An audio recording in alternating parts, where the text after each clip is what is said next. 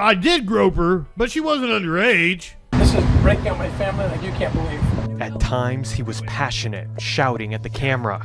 At times, he lowered his voice and teared up. My wife. Tim Ballard, the founder... My wife. I stand by my comments. This is going to end with this dude jacking it in San Diego. Because that was damn close to it, what we just watched. In what is probably going to be the least shocking thing I'm going to say to you tonight. Do you remember the movie The Sound of Freedom? Well, apparently one of the producers, we had the child molester that was a producer, as in he gave money to the cause. This is one of the actual producers of Sound of Freedom. A man that was involved with the organization was on the ground when they were supposedly rescuing children.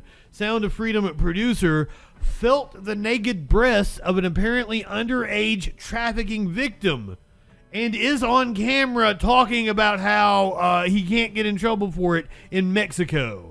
Files from a joint local and federal criminal investigation released to Vice described video evidence of the incident, which took place in Mexico on an Operation Underground Railroad mission. So this is the piece of shit right here, and exactly what I would expect him to look like. Paul Hutchinson, an executive producer of Sound of Freedom. The film focused on the heavily fictionalized exploits of anti-trafficking activist Tim Ballard. More on Ballard here in a second.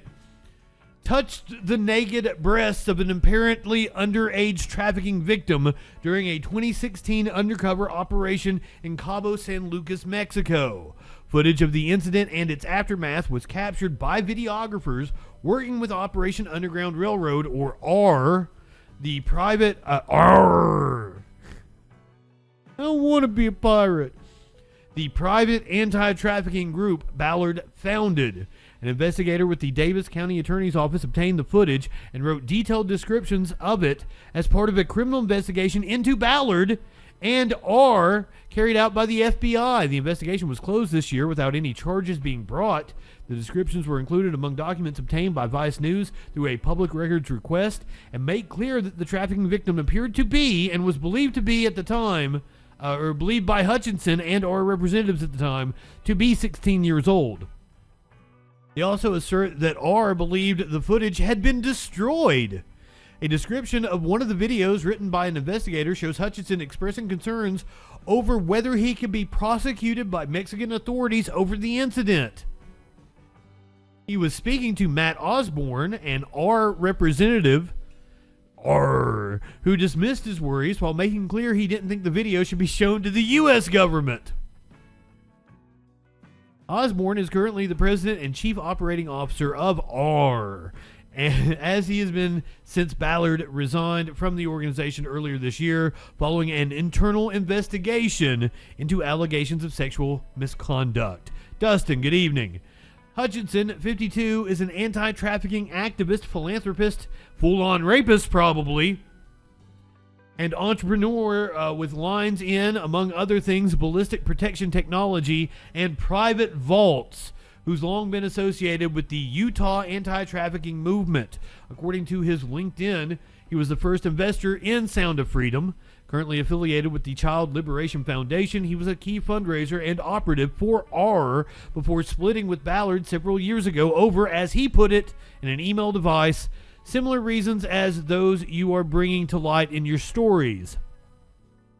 Provided with a detailed description of what was in the investigative files, he did not deny that the video showed him doing what the investigators' description said they did, or dispute that he had felt the trafficking victim's naked breasts. He did dispute that she was a minor.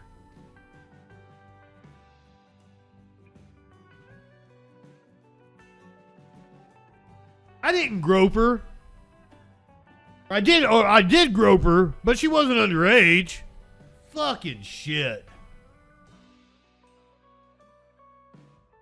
He asserted that he had sworn an affidavit from Mexico. He had a sworn affidavit from Mexican federal police saying that she was over 18.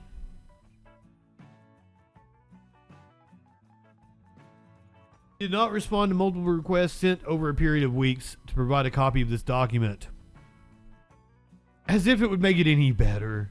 A detailed description of another video shows Hutchinson potentially creating demand for trafficking while posing as a wealthy sex tourist. This was an allegation that we brought up when the film came out. According to an investigator's description, he asked a trafficker who was showing him pictures of sex workers for younger girls, or, as he and the trafficker both described them, mas fresca. The trafficker, according to the investigator's description of the video, tells women who are working with him to find girls as young as 14 to provide to Hutchinson. Creating demand for it. Jesus. There is no suggestion in the files that Hutchinson's behavior was aimed at anything but identifying and exposing traffickers. The federal agents with extensive experience working undercover overseas told Vice News that Hutchinson's methods ran contrary to best practice. For years, experts in the anti-trafficking field have raised concerns about R's methods potentially creating demand for trafficking victims due to scenarios precisely like this one. Rather than finding minors who were already being trafficked, requesting younger victims while undercover could cause traffickers to try and find people to fill that request. In other words, such a request would not rescue trafficking victims, it could potentially create them. Tim Ballard, who has said he is likely to run for Senate, likely to run for the Senate seat Mitt Romney is vacating. He did not respond to a request for a comment from Vice. However, I do have comments from Ballard. Apparently, his church in Utah. Good luck winning election to the Senate in Utah when your church, when the Mormon church comes out against you. I assume it's Mormon. When any church comes out against you. We know that churches love to cover up sex crimes. We've got extensive fucking records of them doing exactly that. So when you get a church to condemn you, you know you're a piece of shit.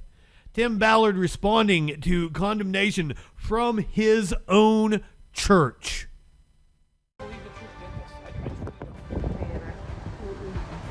Can you imagine? By the way, if anybody wants to share this with any news outlet, do it. Share it. Thanks so much for joining us. Well, here we are, sir. News at 9. I'm Amy Nay. And we begin tonight with news of Tim Ballard. He's the founder of Operation Underground Railroad, now breaking his silence after being condemned by the Church of Jesus Christ of Latter-day Saints. We're here downtown, just across from the church office buildings. Ballard says he believes a statement issued by the church. It was kind of wrong of me to stereotype that somebody from Utah was going to a Mormon church, but I was right. Didn't actually come from the church, calling his behavior morally unacceptable. Fox 13 News investigative reporter Adam Herbetz is in studio with more on tonight's update. Well, Amy, this video was sent to us by someone touring with Tim Ballard this weekend in Boston. Watch and listen for yourself as he gives a speech about his relationship with a powerful LDS leader who the church says felt betrayed by Ballard's actions. This is breaking up my family like you can't believe. At times, he was passionate, shouting at the camera. At times, he lowered his voice and teared up. My wife. Tim Ballard, the founder My of wife. the Underground Railroad, publicly defending himself for the first time from his own church. I'm the bad guy in the story. Yes. I'm the bad guy. On Friday, Duh. the Church of Jesus Christ of Latter-day Saints released a statement to Fox 13 and other media, calling Tim Ballard's behavior morally unacceptable. The statement was in response to documents obtained by Vice News, detailing a criminal investigation into Tim Ballard and his nonprofit. The church says Tim Ballard betrayed his friendship with M. Russell Ballard, acting president of the Quorum of the 12. I have never used Elder Ballard's name, ever. I've never traded on his name to ask for anything. I've never had any business Doubt. dealing with him. He's like a grandfather to me. He says President Ballard went on this same tour with him in Boston. They share the same last name, but they're not related. I don't believe the church did this. I truly don't. Can you imagine that the Church of Jesus Christ of Latter-day Saints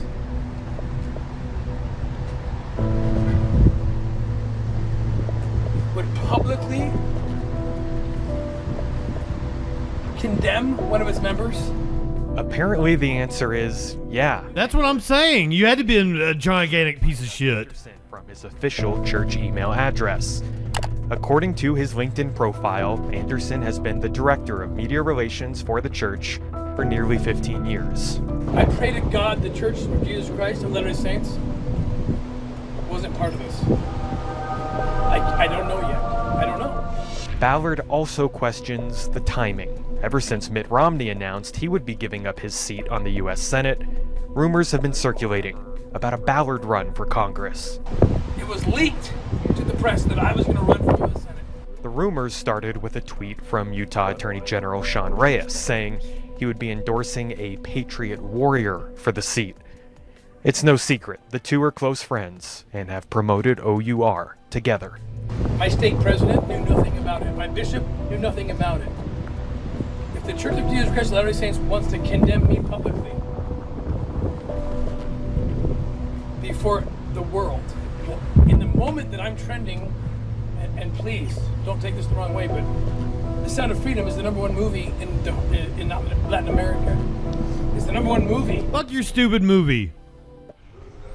If you'd like to see the full 10-minute, 10-second video of Tim Ballard addressing the church's condemnation, it is on the front page of our website, fox13now.com. Reporting in studio, Adam Herbets, Fox 13 News, Utah. I stand by my comments. This is going to end with this dude jacking it in San Diego. Because that was damn close to it, what we just watched. He almost had his dick in his hand right there. Jacking it, jaggedy smack.